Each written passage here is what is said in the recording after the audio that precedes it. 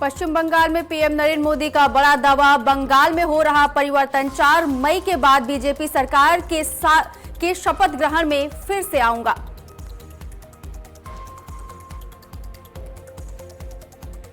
बंगाल में बीजेपी का शक्ति प्रदर्शन, योगी और अमित शाह का रोड शो। योगी बोले, बंगाल की धरती को टेरर और माफिया राज से है मुक्ति दिलाना।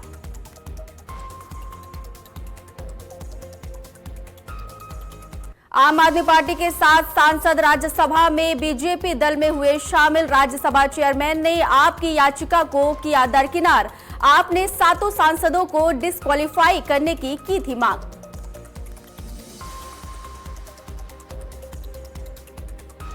पंजाब में मनी लॉन्ड्रिंग से जुड़े मामले पर ईडी की बड़ी कार्रवाई। पूर्व डीआईजी हरचरण सिंह भुल्लर के ठिकानों पर छापे मारी।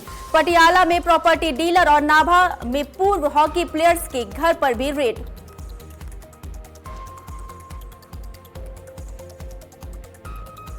गाजीपुर में हुए निशा विश्वकर्मा हत्याकांड पर सियासत तेज। कांग्रेस के प्रतिनिधिमंडल को प्रशासन ने रोका। अखिलेश बोले, पत्थरबाजों पर क्यों नहीं हो रही कार्रवाई।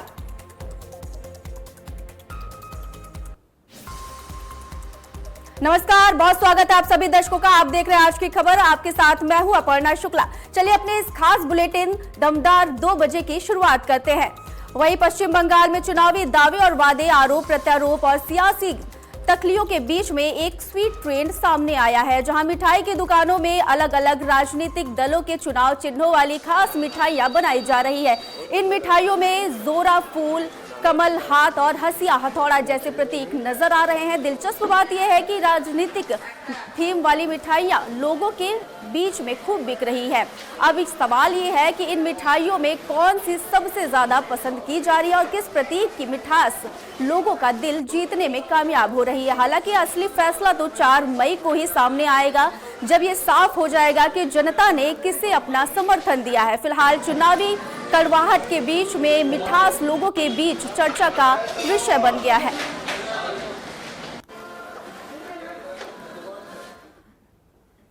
हम लोग मानते हैं कि मीठा खाओ, मीठा सोचो और मीठा बोलो। मिठाई की खरीदारी अच्छी हो रही है, तो जो जिनको सपोर्ट करते हैं वो लोग बिना कोई झिझक अपने लिए खरीद के लेके जा रहे हैं। और हम लोग बोल रहे हैं कि बस किसी को भी सपोर्ट करो, बस वोट देना जरूरी है। चुनाव के अंतिम घड़ी में पहुंच चुके हैं हम।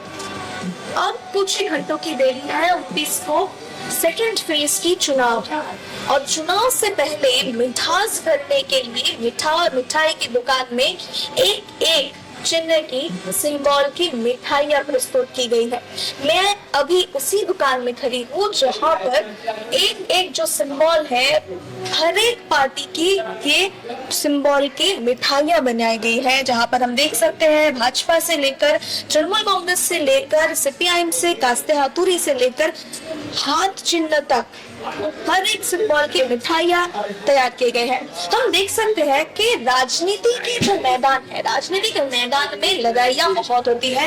राजनीति के मैदान में जो गर्वाहट हम देख सकते हैं, हर एक नेता में बाक वितंडा जो लड़ाइयां हो रही है, जो गर्वाहट हम देख रहे हैं, उस गर्वाहट में ये जो मिठाई हम देख रहे हैं, मैं मेरे कैमरामैन को फिर से एक बार दिखाने को कहूंगी। ये जो मिठाई हम देख सकते हैं, जहाँ पर ये कमल के फूल है, जहाँ पर जोड़ा फूल है, जहाँ पर हाथ चिन्ह है, जहाँ पर कास्ते हाथुरी के चिन्ह की जो मिठाइयां यहाँ पर सजाई गई है, बनाया गया है, जो बिक्री हो रही है, लोग इसको खरीद रहे हैं, लोगों में बांटे जा रहे हैं।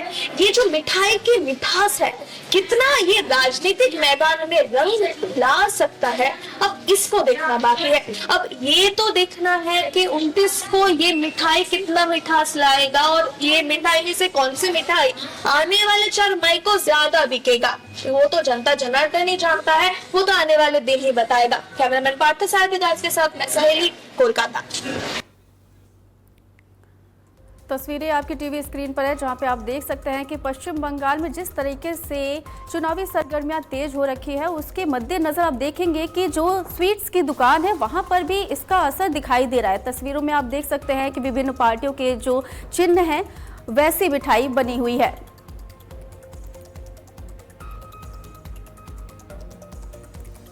चलिए खबरों में आगे बढ़ते हैं, जहां पीएम मोदी के आगमन से पहले काशी में उत्सव का माहौल देखा जा रहा है। स्कूली छात्राओं ने स्वागत में बनाई मानव श्रृंखला, नारी शक्ति के महत्व पर गूंजे नारे। रैली निकाल करके पीएम मोदी का किया गया स्वागत। 28 अप्रैल को 2 दिवसीय दौरे पर काशी पहुंचे पीएम मोदी। तस्वीरों में आप देख सकते हैं कि भव्य तरीके से उनका स्वागत किया गया। तख्तियों पे बकायदा एक जो स्लोगन है वो भी लिखा गया है। तस्वीरों में आप देखेंगे कि यहाँ पे स्कूली जो छात्राएं हैं वो सड़क किनारे खड़ी हुई हैं और प्रधानमंत्री नरेंद्र मोदी का स्वागत करते हुए नजर आ रही हैं। नारी सम्मेलन में 50,000 महिलाओं को करेंगे पीएम संबोधित। तस्वीरों के माध्यम से आपको दिखा पा रहे हैं, जहां पर आपको बताते चले कि 6300 करोड़ की जो 160 परियोजनाओं का लोकार्पण और शिलान्यास प्रधानमंत्री मोदी आज करेंगे और 29 अप्रैल को पीएम मोदी का 14 किलोमीटर का मिनी रोड शो भी आयोजित हो रहा है। आपको बताते चले कि रोड शो के जरिए काशी वासियों से रूबरू होंगे पीएम मोदी। तस्वीरों के माध्यम से आपको दिखा पा रहे हैं, जहां पर जो स्कूली बच्चे हैं वो भी पीएम मोदी का स्वागत करते हुए नजर आ रहे हैं। उनके हाथों में स्लोगन है जिस पर उन्होंने अच्छे स्लोगन लिखा हुआ है और पीएम मोदी के स्वागत में बच्चियां खड़ी है। मिनी रोड शो के जरिए विश्वनाथ मंदिर जाएंगे पीएम मोदी। तस्वीरों में आप साफ तौर पे देख सकते हैं कि आज प्रधानमंत्री नरेंद्र मोदी काशी पहुंच रहे हैं और जहां पर आप देखेंगे कि जो स्कूली बच्चियां हैं वो हाथ में पैम्पलेट लेकर के खड़ी हुई हैं, होल्डिंग लेकर के खड़ी हैं और पीएम मोदी का दीदार करना चाह रही हैं, उनसे मिलना चाह रही हैं, उनसे रूबरू होना चाह रही हैं। और आपको बताते चले कि पीएम मोदी इस दौरान करोड़ों की जो सौगात है वो काशी को देने वाले हैं।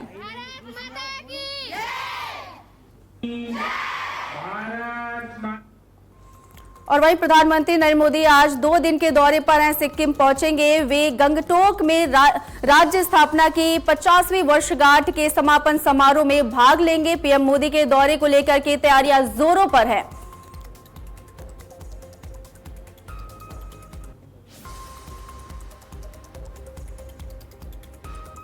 और वहीं पश्चिम बंगाल में दूसरे चरण के चुनाव प्रचार के अंतिम दिन आज बीजेपी की त्रिमूर्ति पीएम मोदी, गृह मंत्री अमित शाह और सीएम योगी ने हुंकार भरी है। तीनों ने अलग अलग जगहों पर रोड शो किया और जनसभा को संबोधित किया है। इस दौरान पीएम मोदी ने जनसभा को संबोधित करते हुए कहा कि बंगाल में बीजेपी की सरकार बनने जा रही है और उनको वहां बीजेपी सरकार की शपथ ग्रहण करने में आना है। और वहीं कल्याणी विधानसभा क्षेत्र में रोड शो के दौरान सीएम योगी आदित्यनाथ ने कहा कि ये चुनाव एक अभियान है और जिसमें बंगाल की धरती को टेरर से, माफिया से और खासकर कटमनी की सरकार से मुक्ति दिलाना लक्ष्य है। वहीं आपको बताते चले कि केंद्रीय गृह मंत्री अमित शाह ने भी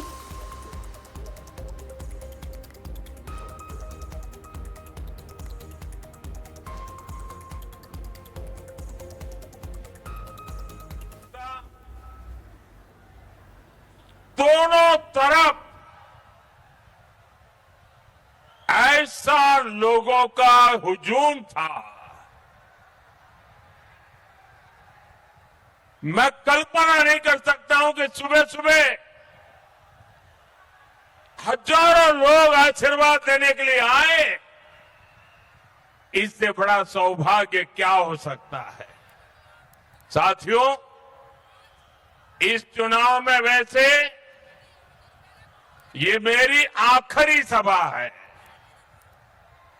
और बंगाल में जहां जहां गया हूं, बंगाल के लोगों का जो मैंने मिजाज देखा है, मैं इस विश्वास के साथ वापस जा रहा हूं कि 4 मई के नतीजों के बाद बीजेपी के शपथ ग्रहण समारोह में मुझे आना ही है। और इसलिए मेरा उत्साह और बढ़ जाता है। साथियों, मैं पिछले 3-4 दशक से देश के कोने कोने में जाता रहा। राजनीति में आने के बाद, भाजपा में आने के बाद मैं बीजेपी के कार्यकर्ता के रूप में पार्टी जो भी काम कहती है वो मैं करता हूं। चुनाव की जिम्मेदारियां संभालना भी इसी का एक हिस्सा रहा है। मैं न दिन देखता हूं न रात, न मौसम देखता हूं, चल पड़ता हूं। साथियों, जब से घर छोड़ा है मुझे आप सबके बीच रहने में सुख मिलता है, सुकून मिलता है और आप ही मेरा परिवार है। और वहीं कल्याणी विधानसभा क्षेत्र में रोड शो के दौरान योगी आदित्यनाथ ने ये बयान दिया है कि जिसमें बंगाल की धरती को टेरर से, माफिया से और कटमनी की सरकार से मुक्ति दिलाना लक्ष्य है।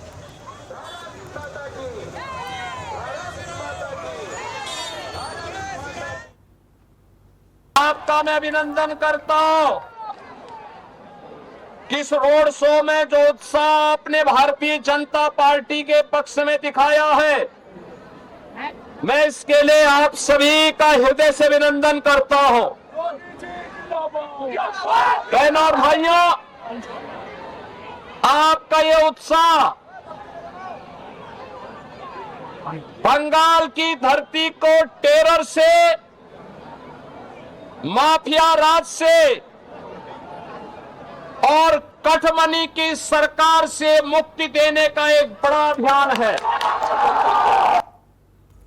और वहीं केंद्रीय गृह मंत्री अमित शाह ने भी बेहाला पश्चिम में रोड शो किया है। इस दौरान सड़कों पर जनसैलाब देखने को मिला।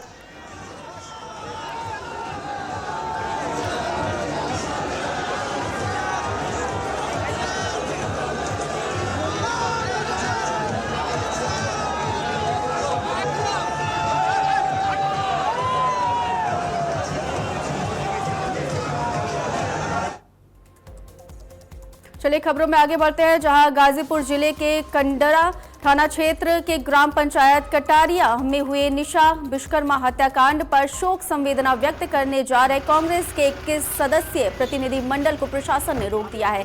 ये प्रतिनिधि मंडल आज पीड़ित परिवार से मिलने जा रहे थे और प्रतिनिधि मंडल के रवाना होने से पहले ही गाजीपुर में कांग्रेस के कई स्थानीय नेताओं को रात में हाउस अरेस्ट कर लिया गया। इसमें कांग्रेस जिला अध्यक्ष सुनील राम और नगर अध्यक्ष संदीप विश्वकर्मा शामिल थे। कांग्रेस ने इस कार्रवाई को लोकतांत्रिक अधिकारों का हनन बताया है। आपको बताते चले कि इससे पहले सपा डेलीगेशन भी पीड़ित परिवार से मिलने के लिए गया था, लेकिन मिलने से पहले ही वहां हंगामा हो गया और पत्थरबाजी की गई थी और ये घटना जो थी ये इसके बाद हुआ था। और आपको बताते चले कि जिसमें कई लोग घायल भी हुए थे। इस मामले को लेकर के पुलिस के द्वारा बड़ी कार्रवाई की गई। पुलिस ने कुल 47 लोगों को नामजद किया है, जबकि 200 अज्ञात के खिलाफ मुकदमा दर्ज किया गया है। फिलहाल कांग्रेस ने प्रतिनिधिमंडल के रोके जाने को राजनीतिक दबाव में लिया गया फैसला बताया है।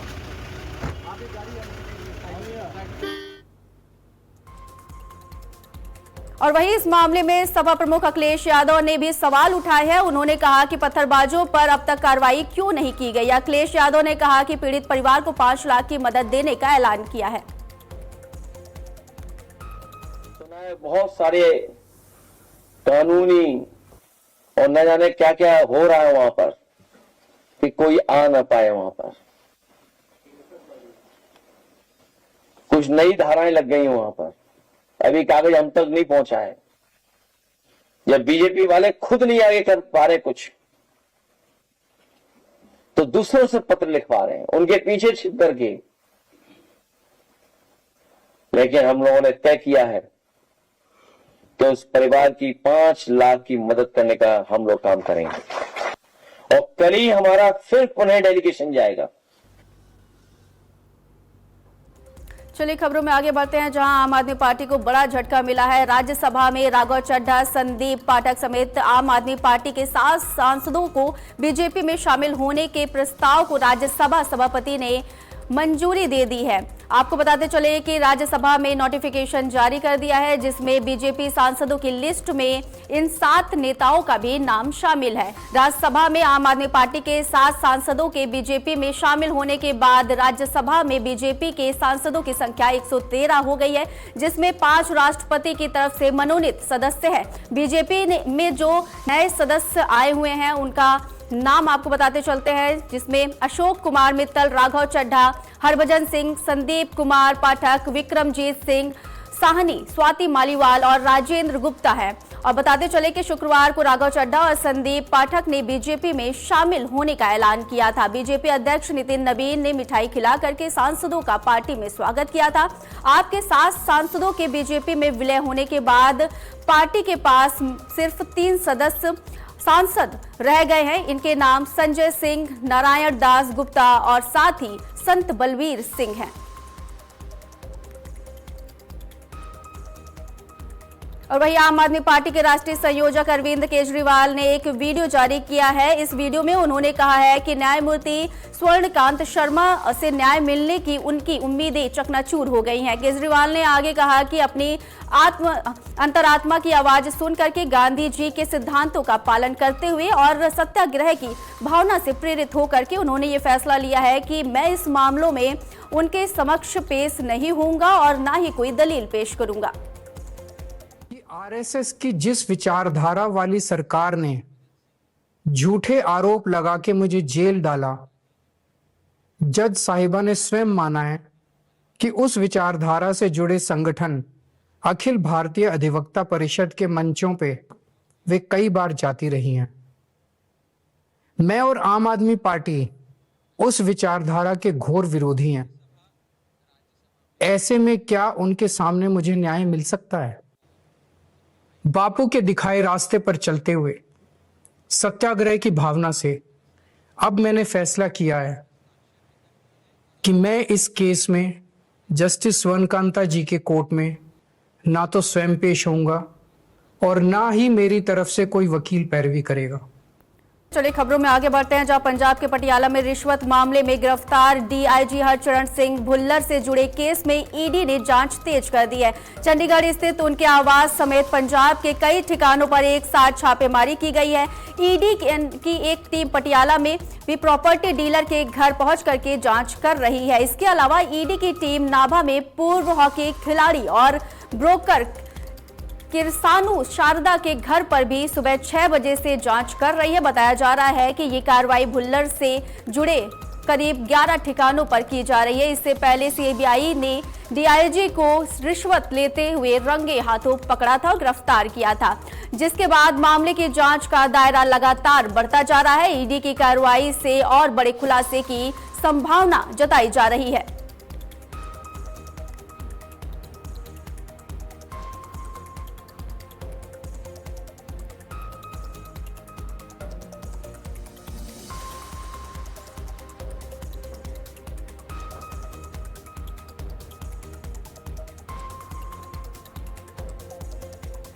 तस्वीरों में आप देख सकते हैं कि लगातार ईडी यानी कि प्रवर्तन निदेशालय ने डीआईजी के घर पे छापेमारी की है।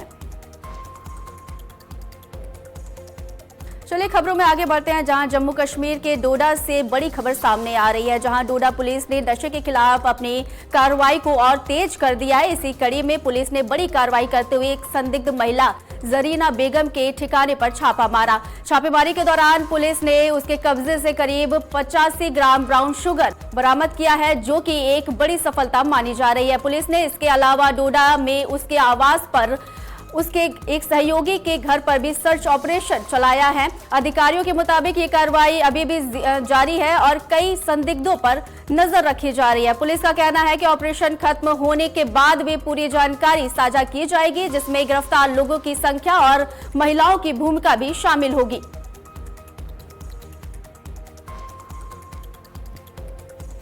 ये एक खातून है जरीना बेगम, उसका घर है, ये पहले से सस्पेक्ट थी, तो हमने आज यहाँ पर रेड मारी तो अभी तक जो है वो 85 ग्राम जो है वो जो चिट्टा ब्राउन शुगर नमा चीज़ है और लगभग 30 लाख रुपए हमने अभी तक बरामद किया हुआ है। अभी ये चल रहा है, रेड चल रही है, और भी कुछ सस्पेक्ट के घर हैं जहां हम अभी सर्च करने जा रहे हैं। अभी तक अरेस्ट कितने लोगों को किया गया है?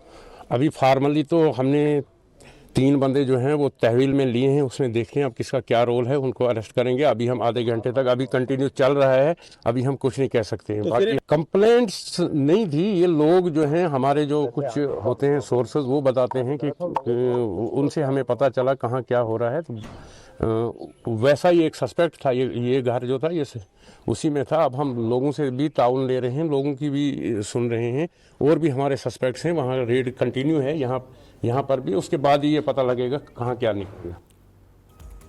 और वहीं मेरठ में लोहिया नगर पुलिस और स्वाट टीम के तहखाने में चल रही अवैध असलाहा फैक्ट्री का भांडाफोड़ किया गया है। बता दें कि ये तहखाना इस तरीके से तैयार किया गया था कि किसी को शक ना हो। इस मामले में अभी तक 11 लोगों को गिरफ्तार किया जा चुका है, जबकि 10 अभी भी फरार है। मौके से भारी मात्रा में बने और अधबने हथियार बरामद किए गए हैं। पुलिस ये पता लगाने का प्रयास कर रही है कि अभी तक किन किन लोगों को इसके द्वारा असलहे बेचे गए हैं।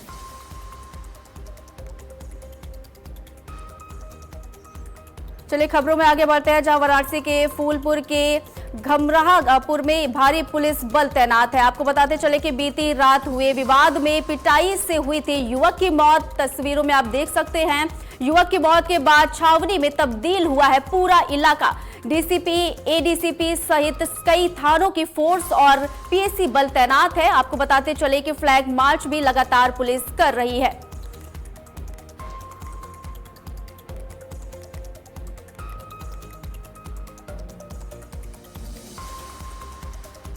तस्वीरों में आप देख सकते हैं, पुलिस लगातार फ्लैग मार्च कर रही है।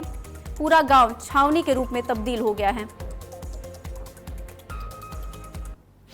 पिटाई के बाद युवक की मौत हो गई थी, बीती रात का पूरा मामला।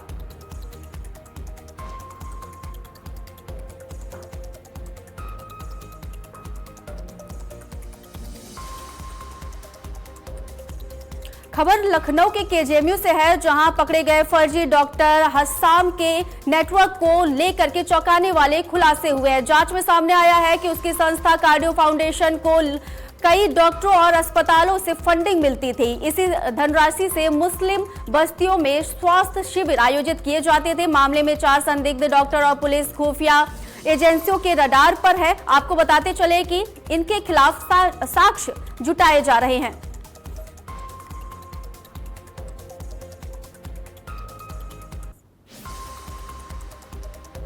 टीवी स्क्रीन पे आपके 2 तस्वीरें, जिसमें आप देख सकते हैं कि एक तस्वीर केजीएमयू की है, वहीं दूसरी तस्वीरों में आप देख सकते हैं कि जो आरोपी हस्साम अहमद, जो फर्जी डॉक्टर है, वो पकड़ा गया है। पुलिस फिलहाल पूरे मामले की जांच कर रही है और जानने की कोशिश कर रही है। और प्रथम दृष्टि जो पाया गया है, वो देखा गया है कि ये जो पूरा गिरोह है वो सोशल मीडिया के द्वारा संचालित हो रहा था। फिलहाल पूरे मामले की पुलिस तफ्तीश कर रही है।